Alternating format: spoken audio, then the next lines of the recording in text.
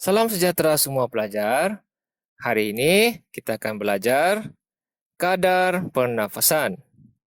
Kadar pernafasan ialah bilangan pergerakan dada naik dan turun dalam 1 minit.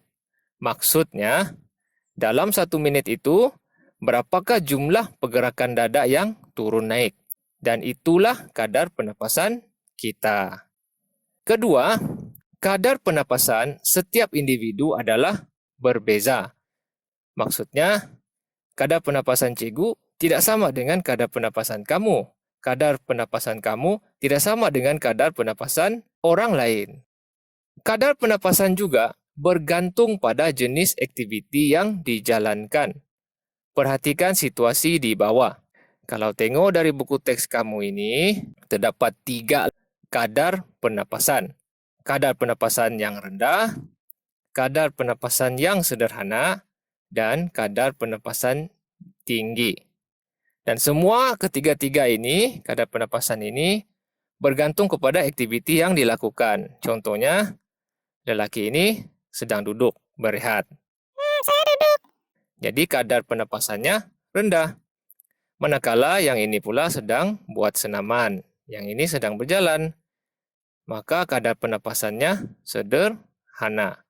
Yang ini pula melakukan aktiviti yang lebih lasak, berlari dan juga melompat tali. Maka kadar pernapasannya tinggi. Baik, seterusnya, Cikgu Sarah pun bertanya. Mengapakah kadar pernapasan bagi setiap aktiviti di atas berbeza? Cikgu tolong jawab. Kerana jumlah oksigen yang diperlukan untuk setiap aktiviti adalah berbeza. Contohnya, jumlah oksigen yang diperlukan semasa kita berlari adalah lebih banyak berbanding semasa kita duduk berehat. Maka, kadar pernapasan kita tinggi di sini berbanding di sini. Itulah sebabnya. Nyatakan contoh aktiviti lain yang terlibat bagi setiap kadar pernapasan. Selain daripada gambar raja yang ditunjukkan ini, ada juga aktiviti lain. Cikgu letak sini. Contoh untuk kadar pernapasan yang rendah, tidur, membaca, menonton televisyen, makan, mandi, menulis, melukis, dan banyak lagi. Kadar pernapasan yang sederhana pula, bermain bowling, berbasikal, dan memanjat pokok. Contoh bagi kadar pernapasan tinggi pula, berenang, bermain badminton, bermain bola sepak, dan sebagainya, aktiviti-aktiviti yang lasak. Kita pergi ke muka surat seterusnya. Ini adalah aktiviti, mari uji kadar pernapasan manusia. Jadi pelajar boleh bacalah di sini. Ikuti langkah-langkahnya. Kemudian ada soalan di bawah. Adakah terdapat perbezaan kadar pernapasan antara setiap aktiviti yang dijalankan? Maksudnya, adakah jalan perlahan, lari setempat, lompat bintang ini, kadar pernapasannya berbeza? Jadi jawapannya ialah? Ya, ada.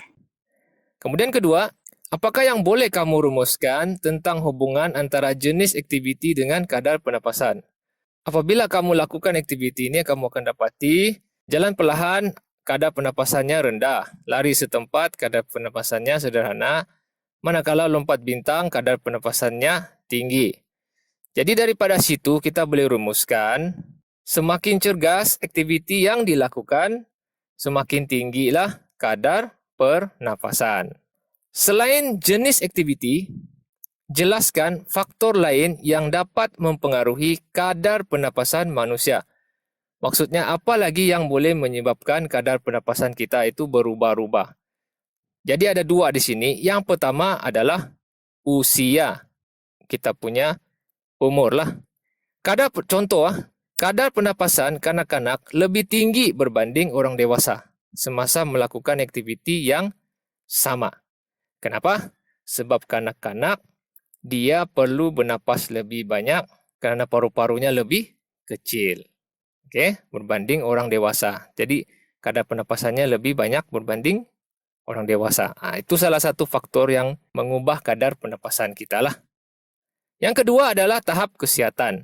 Contohnya jika kita demam, kadar pernapasan itu lebih tinggi daripada biasa. Jadi itu saja untuk hari ini. Selamat belajar.